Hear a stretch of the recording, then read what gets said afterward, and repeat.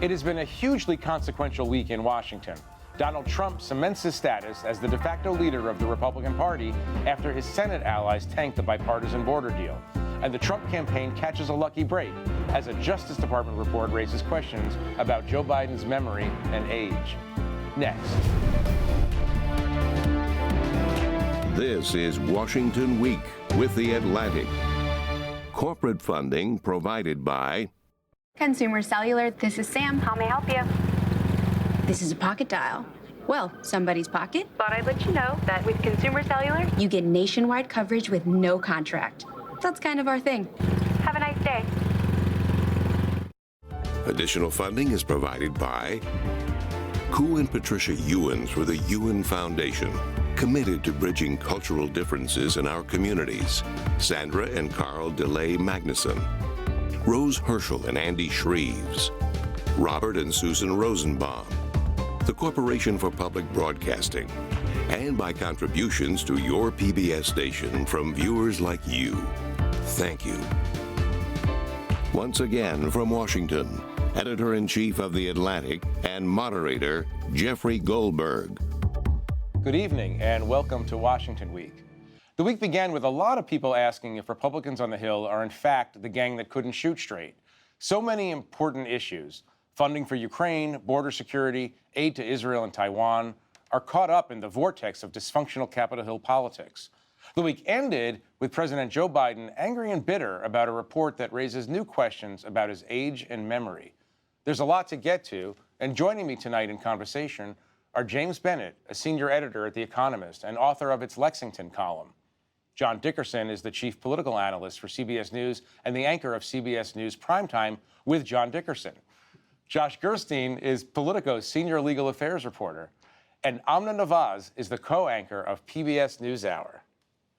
Very exciting to have television professionals with me tonight, by the way. So exciting. Amna, thank you for joining us. Thank you for having me. It's been a long day for you already. I'll come to you in a second, but John, let me start with you and just ask you if you can kind of give us synthesize, if you will, everything that happened on the Hill this week. You have 12 seconds. Right. Synthesize everything that happened on the Hill. And is it fair to say that Donald Trump is actually in charge now of all Republican politics?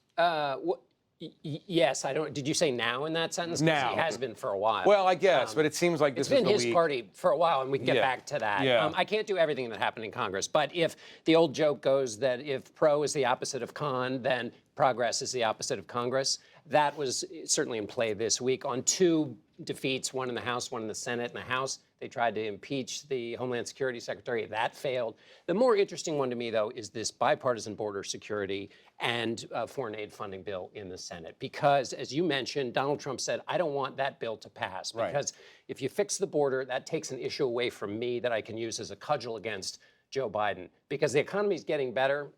S&P hit a record today, so there's less that Trump can talk about on the economy. So he wants to talk about the border, and he said that. And a number of senators who, in the old days, the Senate was made up of people like Rob Portman from Ohio, who's not there, Lamar Alexander, who could work with Mitch McConnell and get to yes on a bipartisan bill.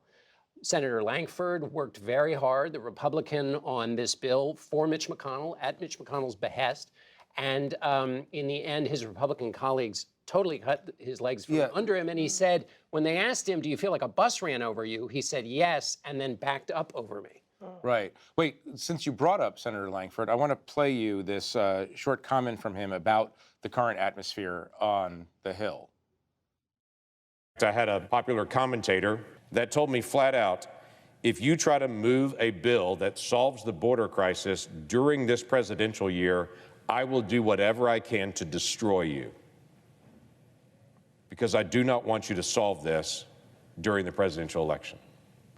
By the way, they have been faithful to their promise. So, Amna, let me ask you this.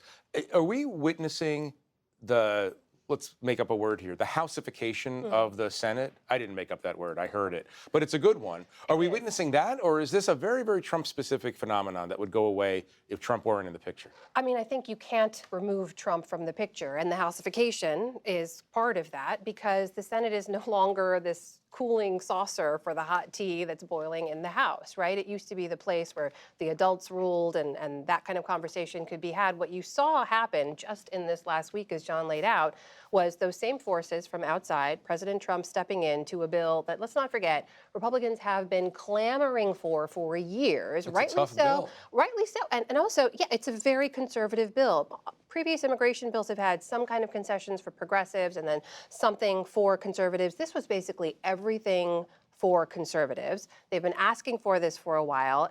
Everyone agrees things at the border need some kind of reform, and this would actually help in some way. Langford engages in negotiations for 4 months, and then as soon as Mr. Trump enters the fray and says we're not going to pass this, even Senate Republicans back away. Right. And let's not forget the decision to link Ukraine and the border bill was a House idea. It was House Republicans' idea to do that, thinking they'd get more concessions on immigration. Republicans were in closed-door meetings as late December and saying, we have to be able to do this, Ukraine has to be able to go through, and if Ukraine is a big enough deal, you've got to give on immigration. When Democrats did that, Trump said, I don't want it, and they backed away. He's in control. James, let me ask you this. I mean, it's never been, I don't think it's ever been this naked before. I mean, it used to be that you would not come out and say, don't do something that you think is good for America because it's going to hurt my election chances. I mean, people would operate politically in that way in some ways, but now it's just kind of all out there. Am I wrong in saying that there's a change? Yes. I mean, I think in so many respects, Donald Trump has expanded people's imagination of what you can do in politics or what you can stop people from doing in politics. I mean, you take a half step back from what happened this week, and it's kind of shocking. I mean, we live in a very big pluralistic democracy, and our politics is supposed to be the mechanism by which we mediate our differences, and Congress is supposed to be the body that does that and converts it into sensible policy. And instead, what we're seeing happen is it's becoming a machine for exaggerating differences and preventing anything from happening. Right. Given that, Josh, Mike Johnson, the speaker, the latest in a series of Republican speakers and would-be speakers, terrible week. Obviously, lost across different fronts. Is the clock ticking on him, or is he simply going to carry out Donald Trump's bidding until November? Well, he is going to carry out Trump's bidding. I think there's no question about that. And the clock could tick on him at any second, right, given the very narrow margin that the Republicans have in the House and the ability of any Republican to try to get him out. I do think, given the trauma that Republicans went through very recently in getting to Johnson as the speaker, it's not something that most of them would want to revisit. The other thing that I think is going on here, strangely, I think may have something to do with the economy, the fact that the economy is doing pretty well and the numbers are coming in pretty strong. And it could be the case that some Americans do feel better about the economy by the summer or the fall. Doesn't leave Trump with a whole lot of issues in his quiver that might be terribly successful with moderates, and maybe immigration is one where they still think his campaign can have traction. And I think that could account for, various things that are going on here, including his rather, open threats to senators not to go forward with that bill. Can I jump in on this idea of houseification? Because what we mean by that, for those out there who haven't been familiar with this term, is we mean it's a home design term. The Senate is behaving like the House, which means they are more sensitive to the twists and turns of politics than they used to be. It used to be that because you were a senator, you had 6 years, you could take a longer-term view.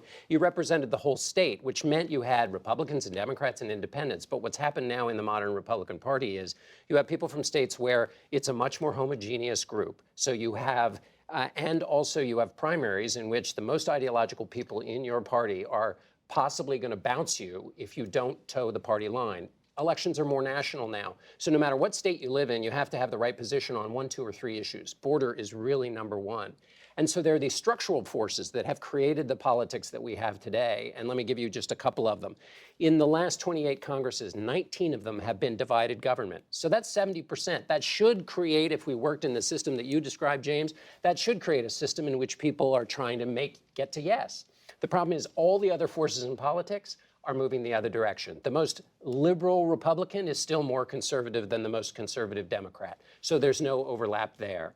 You also have a situation when did that where, end? couple of years ago, probably a little bit more than a couple of years ago. But it's there a was very period where recent phenomenon. It was a period where there was huge overlapping. Yeah. And one other thing I would just add is the change of party control of the houses. It's changed 6 times in the House since 1980, party control. In the Senate, party control has changed 8 times since 1980. What does that do? It creates structural incentives that I don't want to give the other team a victory because I want to run against the other team and say, they're no good, give us control of this body. All of those structural incentives create the politics we have now. And then, as James said, Donald Trump just supercharged all of that. Let me ask you about obviously one of the most serious consequences of this houseification or this politicization of everything. And let me start by showing you a tweet from the Prime Minister of Poland, Donald Tusk, who wrote earlier this week, "Dear Republican senators of America, Ronald Reagan, who helped millions of us to win back our freedom and independence, must be turning in his grave today. Shame on you." I mean, what he's noticing, there's a new prime minister of Poland, obviously very, very geared, as Poland is a frontline state, very geared to aiding Ukraine, which is running low on, among other things, just basic ammunition. Yeah. He's basically saying, you are abdicating your responsibility that you, America, took on in 1945 to help democracies sustain themselves against autocracy. Talk about the consequences of this, not just for Ukraine, but across the board. I'm so glad you showed that, because what a tweet. You have it's amazing. A foreign leader scolding one of our 2 major parties for their failure to act and saying, shame on you. And shame is the key word here, because I just think there is no bar for shame anymore. As you said, it is naked political ambition that's out there right now. We are not going to move forward on a bill that we know would benefit the system at the southern border that has been badly in need of repair for over decades now. We are not going to move forward on a bill that we know will provide critical assistance to Ukraine as they try to fight off a Russian offensive. And that is now out there. This is not reading between the lines in any way. But I do think it also points out the other key fact here, which is that the world is watching. This came from the leader of another Western nation. Every nation right now is looking to see what happens in the United States, whether the U.S. can manage to actually work through congressional gridlock, pass anything, make anything happen. What happens in the next election? Will America even remain the same sort of level of leader after this election? I think that remains to be seen. The consequences really could not be greater. Right. I mean, what does happen if the average Republican representative, elected official, becomes essentially isolationist? Are they as isolationist as they seem, or are they simply trying to please Mar-a-Lago at this point? Well, I think it's fair to say that Mr. Trump is more of an isolationist. I think it's fair to say Mr. Trump does not see America's role on the world stage in the same way that even many Republicans do, certainly not Democrats. There's a handful, I'm sure, James, there's a handful of Republicans who see national security issues in a very different way, but they are now the minority in both the House and the Senate. Yeah. Are they the minority? I think they are the minority in the House and Senate. I agree with Amna, but I think this battle is still being fought within the Republican Party, and the isolationist wing, the kind of sort of isolationist wing, because there's some issues. I think aid to Israel, for example, is one where there's broad agreement within the party. Is ascendant they're the loudest voices, and I think the ones who want to remain engaged in the world and support aid to Ukraine are trying to find a way to do it kind of without getting swatted down by Donald Trump and navigate the politics of this crazy election year. And we did see the Senate move to consideration a bill that would fund aid to Ukraine and Israel. Yes.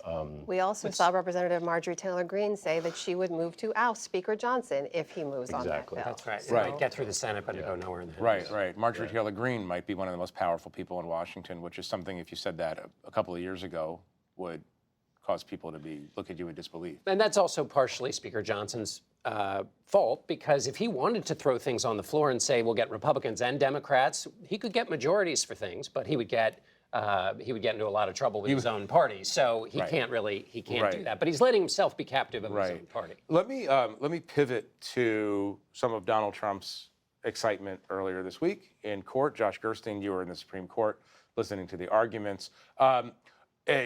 I'm not asking you for a prediction where the Supreme Court is going to go, but where's the Supreme Court going to go on this? Well, fortunately, this is one where it was pretty clear to everyone who was up there. By the end of the argument, reporters were jotting down notes and people were jotting down numbers like 8190. Those were the things people were writing. So it was a little bit of a surprise. I think many people thought this was about the 14th Amendment issue out of Colorado and whether Trump could be struck from the ballot in some states, maybe would have to be struck, maybe couldn't be actually sworn in as president if he really isn't eligible for being an insurrectionist due to the events of January 6th. Most people thought the court, especially the 6-3 conservative court, where a third of the court are Trump appointees, was likely to rule in his favor. What was really a surprise was we saw a number of liberal justices, 2 of the 3 liberal justices, seemed to come down on Trump's side and suggesting that this was not legally appropriate to knock him off the ballot. Mainly the reason they gave was that they think that there needs to be some kind of established procedure by Congress to disqualify people as insurrectionists, which Congress did actually after the Civil War. Right. It had a procedure, it had a law on the books, and there was a way you could do it. There were later a couple of different Wasn't amnesties. impeachment for post-insurrection, post-January 6th, wasn't that the process to decide whether this man should run or not? I mean, at the presidential level, that could be one of the processes. But there were ways to disqualify a lot of people. There were concerns that Southern Confederate supporters or members of the Army or the leadership were going to try to infiltrate the federal government. And so this was all on the books for a period of time. But it kind of fell into disrepair, and nobody's really sure if that mechanism still exists. The Colorado Supreme Court decided that their election laws in Colorado were a way to do this, and it sounds like a large majority of the Supreme Court is going to disagree with them. Tell us very quickly about the immunity issues. So we had a ruling out of the D.C. Circuit. This has to do with the Trump case charging him criminally for events related to January 6th, where the D.C. Circuit said he did not have presidential immunity. He was president, obviously, on January 6th, and he claims that some of the things he did, including his famous speech on the ellipse, which sounded to many people like a political or campaign-related speech, was actually part of his official duties. A bipartisan or Republican Democrat. I was there. It seemed like a campaign event. Well, it's all in the eye of one of the beholder. crazier campaign events I've ever gone to. So that went to the D.C. Circuit. We had a 3-judge panel, 2 Democratic appointees, 1 Republican, rule against Trump, say there is no presidential immunity for former presidents in terms of criminal prosecution. And we're now at a point where by Monday we expect Trump's lawyers to go to the Supreme Court. So it's really a season of Trump at the Supreme Court. There are arguably 3 or 4 cases that are going to be in front of them in one way or another over the next few months. And this one will arrive on their desks probably on Monday. And they're going to be asked essentially whether his trial can go forward in the next few weeks or months, or whether they should put it on hold, possibly take up the issue, which could result in a stall of several months, which might mean that trial does not take place before the election. I'm just wondering if I could ask Josh for a different prediction. Yes. What are the odds at this point, do you think, that any of these cases gets resolved before the election? I still think there's a decent chance that he will get subjected to one of these trials because the way the calendar works, and it'll shock people to know some of these prosecutors have political motives or backgrounds as well. And I just think the natural friction and the natural flow of this is Which one would come first if you had a bet right now? I still think this January 6th trial has a chance of going first. I don't think that it would happen in March. I think it might happen in something like May. It sounds like the classified documents case down in Florida is bogging down by the day, so I don't expect that one. It's also possible this case up in New York about the hush money payments could suddenly end up at the top of the stack. It's actually supposed to go to trial next month, but we're waiting on some big rulings from the judge there that are scheduled to come down next week. Right. Let's pivot to the age issue now. And there's James looks so happy about that. It is kind of, there's an interesting thing. There's the obvious question, and then there's the question about the question, and then there's the context. So there's 3 questions. First question is Joe Biden too old to be president, right? That's the one that came up in earnest in the last couple of days. The second is it right for the press to talk about this issue as an issue all the time. And that we're seeing that in our profession, people sort of going at each other over whether this is even a relevant topic.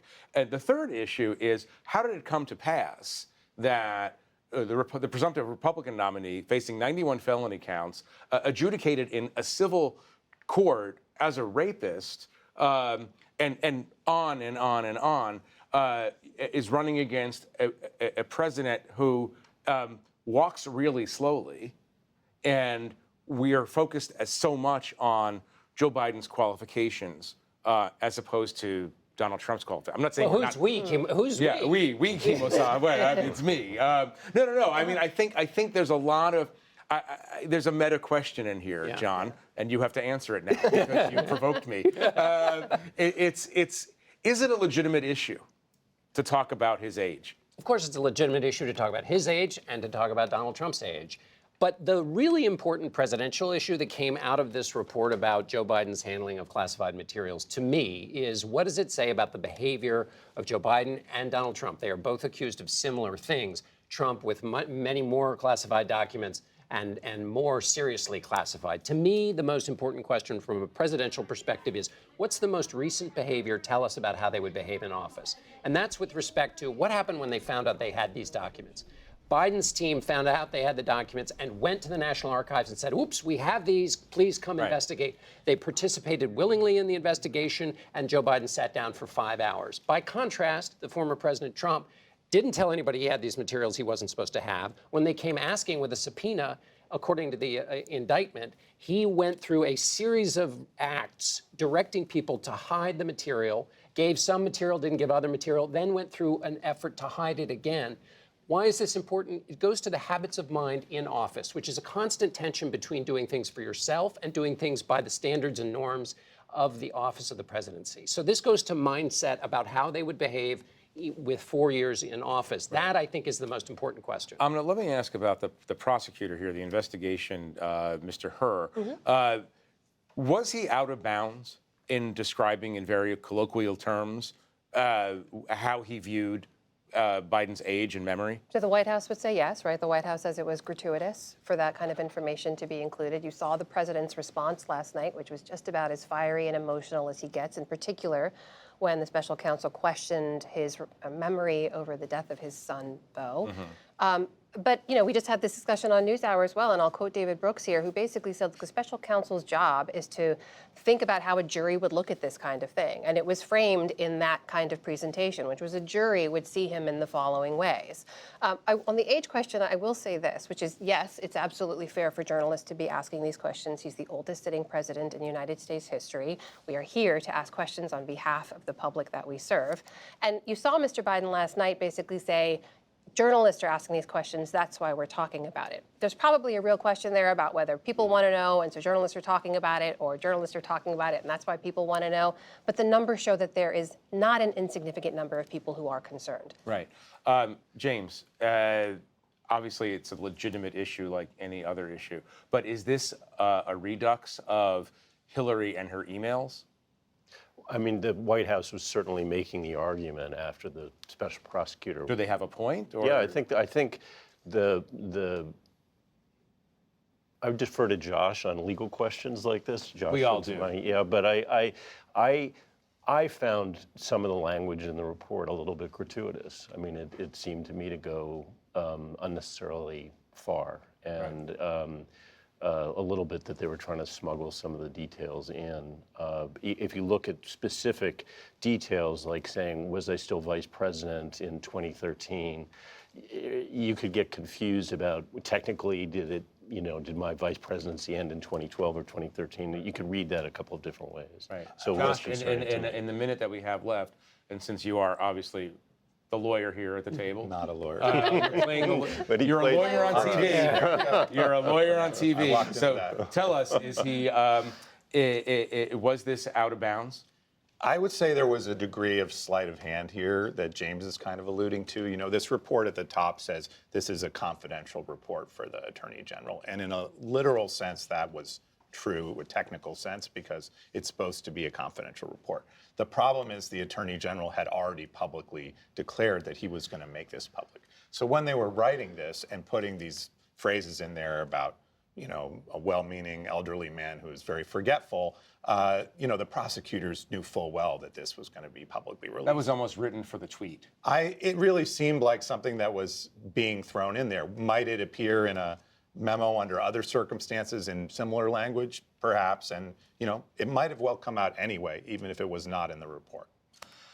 Fascinating. A very, very eventful week. Unfortunately, we need to leave it there for now. I want to thank our panelists for joining us and for sharing their reporting.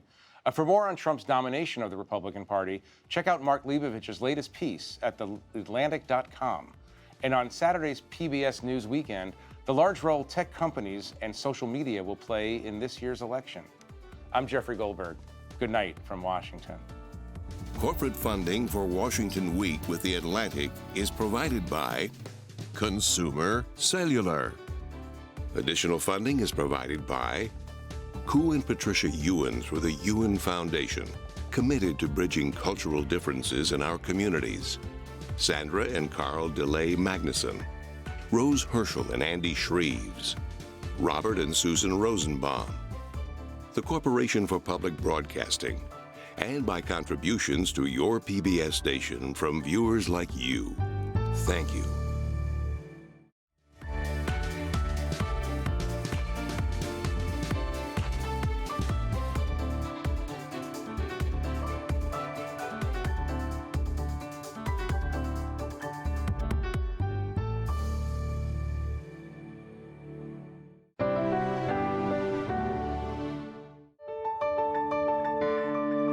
You're watching PBS.